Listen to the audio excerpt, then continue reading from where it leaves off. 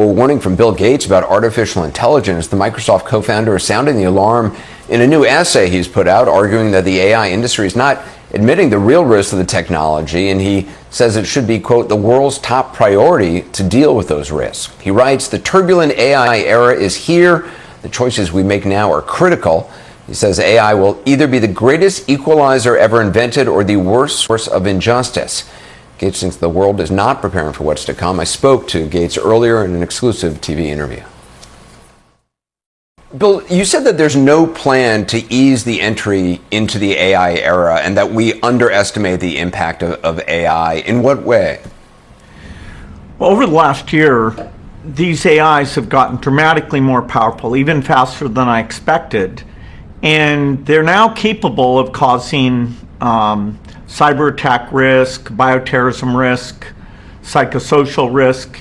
And I have to say, I'm kind of shocked that the exact criteria that we review these models with and the actions we take to minimize the harms are really completely missing.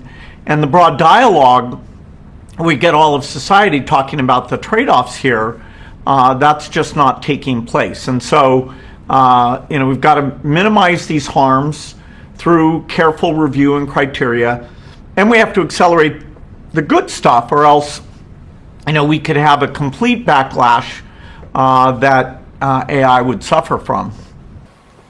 I talked to Dario Amodei last May. He was estimating 50% of all entry-level white-collar jobs could be eliminated in the next 1 to 5 years, 10 to 20% unemployment possibly in the next 5 years. You write about what you think are the 3 big risks that come with the transition to AI. Can you just go through them? Yeah, so there's a big risk of people with ill intent, either defrauding people, cyber attacks, or in the extreme case, bioterrorism. And so, these negative uses, we need to monitor things like creating a dangerous virus to see if that's happening. Another problem will be the job market change, which has not happened yet, but because the AIs are getting so reliable now, they can be used for a variety of well-defined jobs, and that would be a tough thing to adjust to. And finally, just the psychosocial effect that a kid might have all their friends being AIs and not be pushed to deal with real humans and all the learnings and joy you get by being engaged socially. And so every one of those things, I'm very concerned, and I want to slow down or eliminate those negative effects. Well, is that possible? On the job loss, the counter argument that some people make is, look, at every technological change, there's been job losses. With the electric light bulb, lamp lighters lost their jobs. You, in this essay, make the argument that a lot of past technological changes, the job losses have taken place over a longer period of time, even several generations in some cases. These job losses will come much quicker and all at once. Yes, it's across every sector of the economy, initially with white collar, but then as the humanoid robots come along, blue collar as well, you will have, for the first time, the equivalent of human cognition. So that past history misleads people, because there we were richer, and so jobs like designing rides at Disneyland, having more psychiatrists, we were richer enough to create those additional jobs. Here, as the machine gets better than human for well-defined jobs and works 24 hours a day, it's going to be a bigger deal. And so the bar for somebody coming along and saying this time is different is very high. But I'm staking my reputation completely on the fact that in terms of the impact on the job market, this is very different than any technology that I've been involved in or that has come across in human history.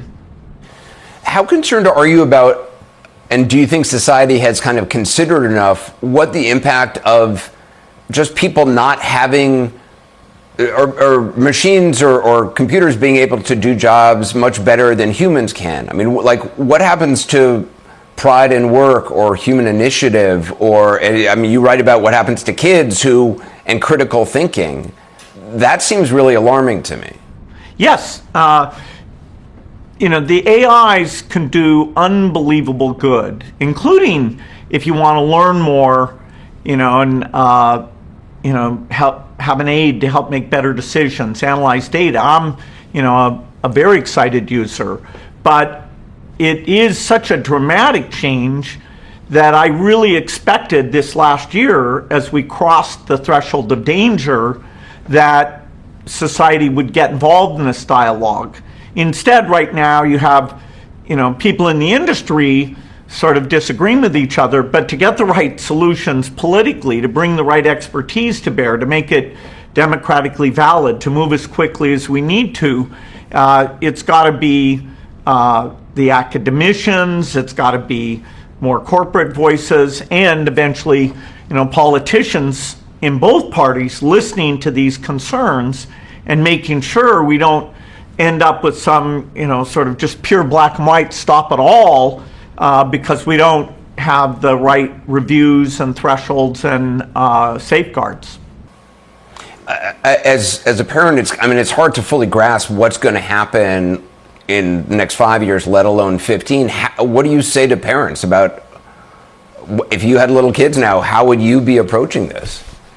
Yeah, I spent a few days with the two granddaughters I have, 3 and 1, and it just makes you think, what will education be like?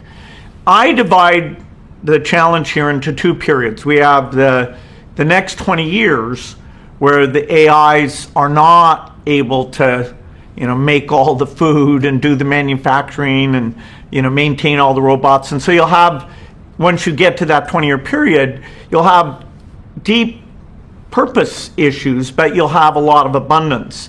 I'm more focused in this memo on how do we get through this incredibly turmoil-ridden period we'll have, where society's adjusting to this completely unprecedented set of capabilities. And I'm saying, don't think that they're going to stop and not be good at things. There's people who think, oh, they're going to reach some upper bound. For the majority of jobs, that is not the case. And so the silence is what really drove me to speak out at this point, because we have to get everybody's voice in this. These are a set of democratic trade-offs that have to be made. And people who think, okay, I'll block a data center, that really isn't going to slow things down. Those data centers will show up somewhere. We have to take the AI issue and it's the bads versus the goods on in a very explicit way. One of the things you write, you said this is either going to be the greatest equalizer ever invented or the worst source of injustice. Which one do you think it is right now, if you had to guess? Which one is it going to be? I still believe that if we activate society broadly, both as users, as a lot of experts, what I am saying is that for all of the challenges, there would be a serious review and a criteria under which a model had to meet, things like being monitorable for creating bioterrorism tools. And so I still think it's within our grasp to shape this in a net positive way. It's like when nuclear came along. Is it nuclear weapons or is it nuclear energy? This is 1,000 times bigger and has both the negative aspect and the positive coexisting in the same technology. What do you have to say concerning this video? I strongly believe that you had everything. Drop your thoughts in the comment section. Let's know what you think. I really appreciate your time for watching. See you in the next one, and bye.